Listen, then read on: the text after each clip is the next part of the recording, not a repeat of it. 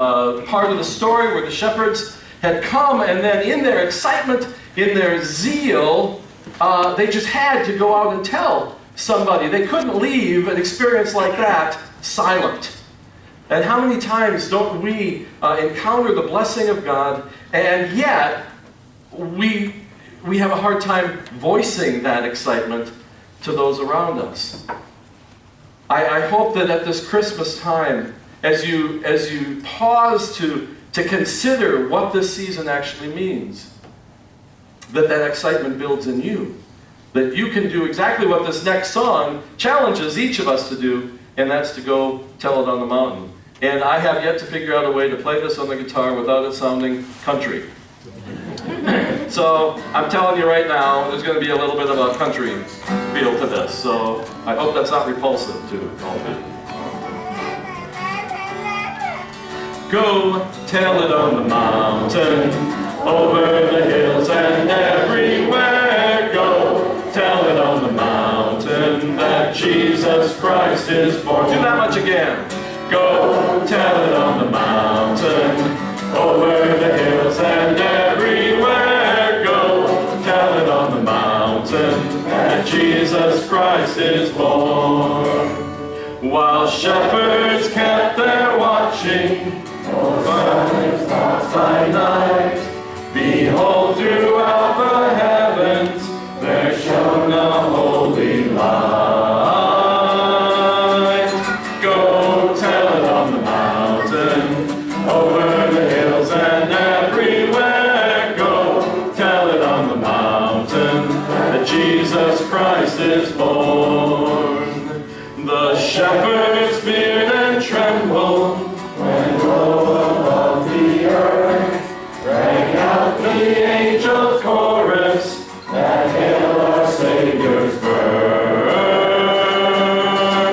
Go tell it on the mountain, over the hills and everywhere. Go tell it on the mountain that Jesus Christ is born. Down in a lonely manger, the humble Christ was born, and brought us God's salvation, that blessed Christmas morn. Go tell it on the mountain, over the hills and everywhere. Go tell it on the mountain, that Jesus Christ is born. There's actually 7 verses to that. We decided to stop at 3.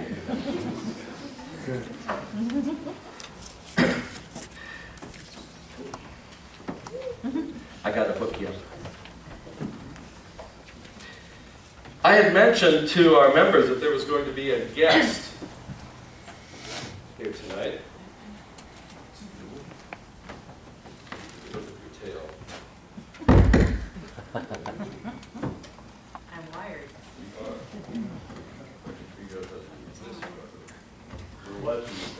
Yeah, I know. Everything's up on the property. I believe so. Okay. Now, Vicki came across a story, a true story, from the plains of the Midwest just prior to the turn of the 20th century.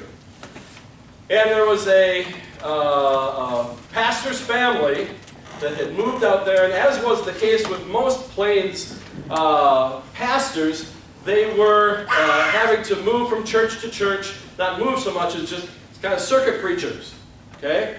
And so the family would stay in one place, and then the pastor would have to go from church to church, sometimes 4, 6, 8 congregations that they would serve at one time.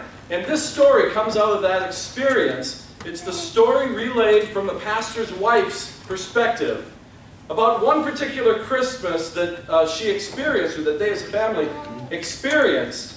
And it was actually written in Norwegian and translated by one of our AFLC pastors from this lady's diary. And Vicki took that story and turned it into kind of a monologue. And so that's what you're going to hear, is the wife's experience one Christmas on the plains. I am a circuit preacher's wife here in pioneer Midwest America.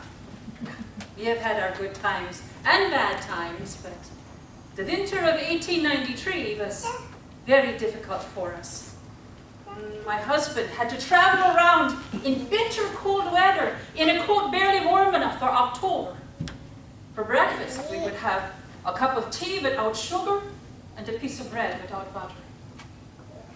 I patched our clothing in a despairing frame of mind which had sunk to almost nothing. Our two boys were healthy, but our little daughter Ruthie, she was sickly and weak. Oh, the families around us were friendly and nice, but in hard times, they all had enough to do for themselves, that each family had to fight their own battles. Gradually, my faith began to weaken, just when I needed it most.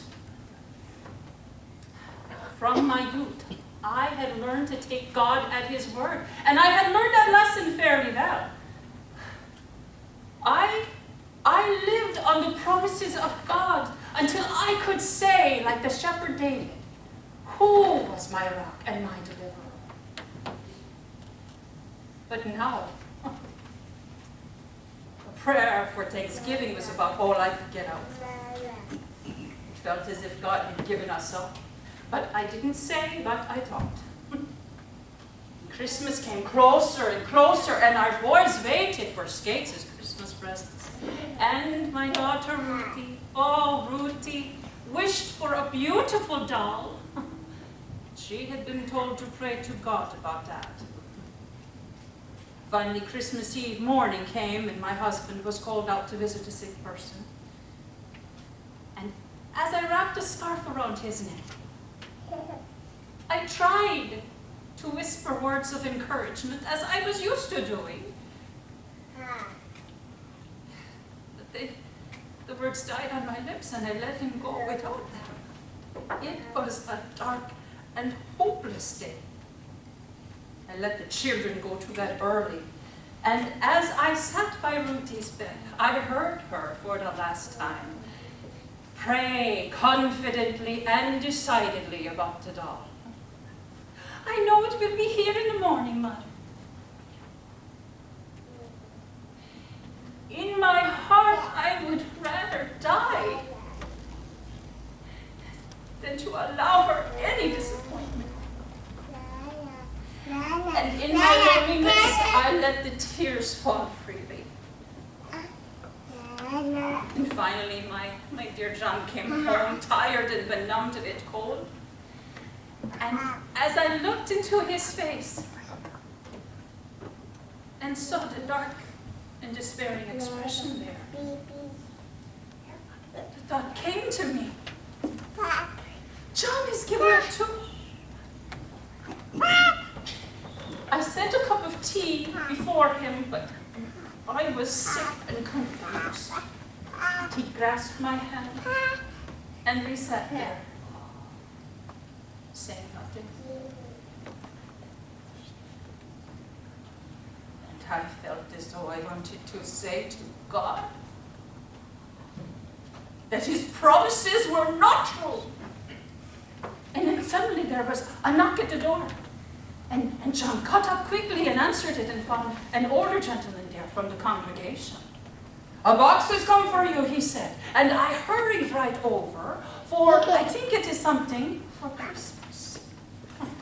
"Here is a turkey, a sack of potatoes, and some flour from my wife." He brought them in and turned around and left us with a hearty "Merry Christmas." And without uttering a word, my husband got a hammer and opened up the box. We could tell that it contained much clothing of various kinds. And I felt as though my Savior had cast a reproachful look at me. And John hid his face in his hands. "I can't take it anymore," he said. I have given up my faith." It was as if God was trying to test pressed me to see how long I could hold out, and now I can tell from experience how terrible it is to fall away from God.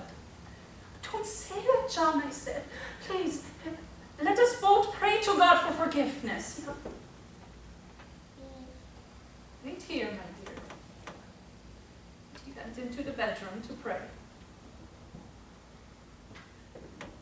And I got on my knees.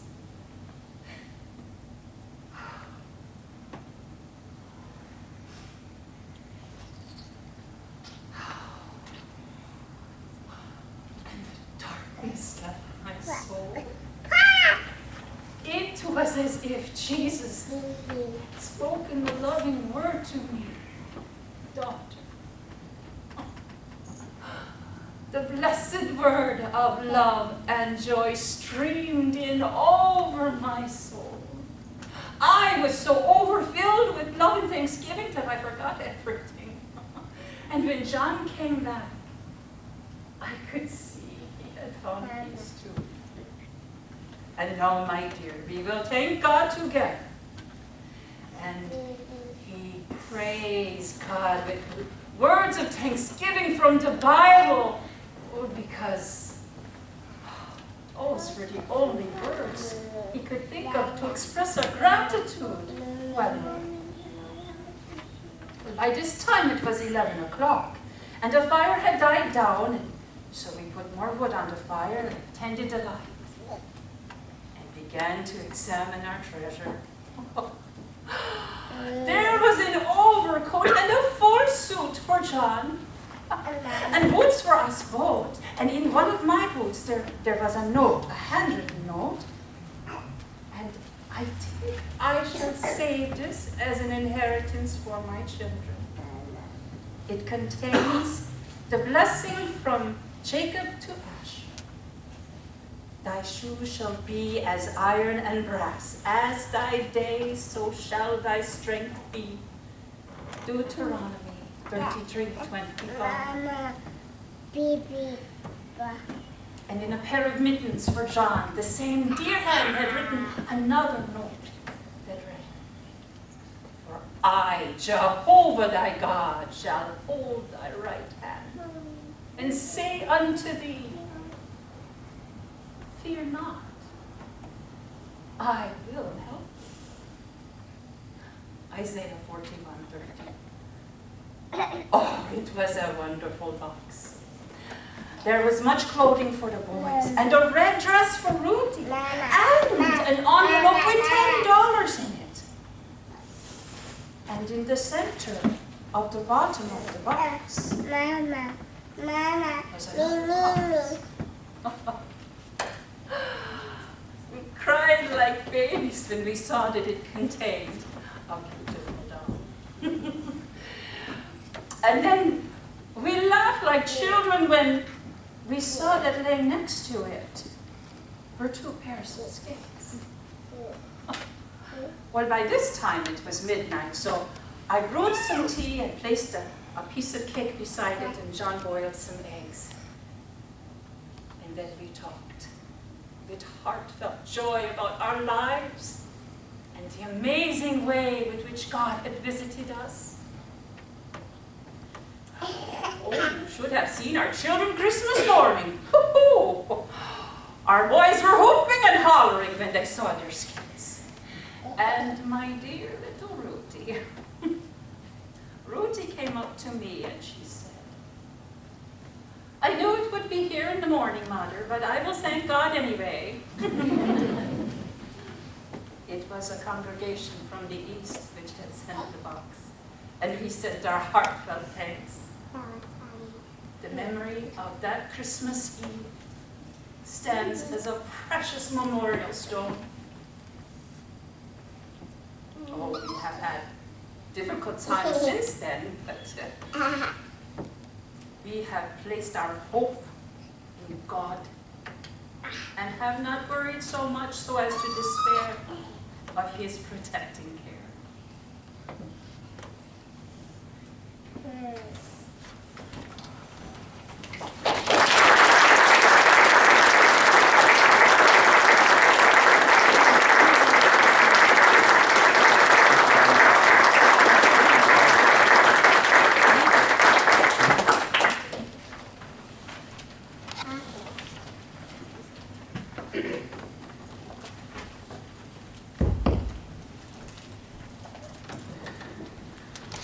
2000.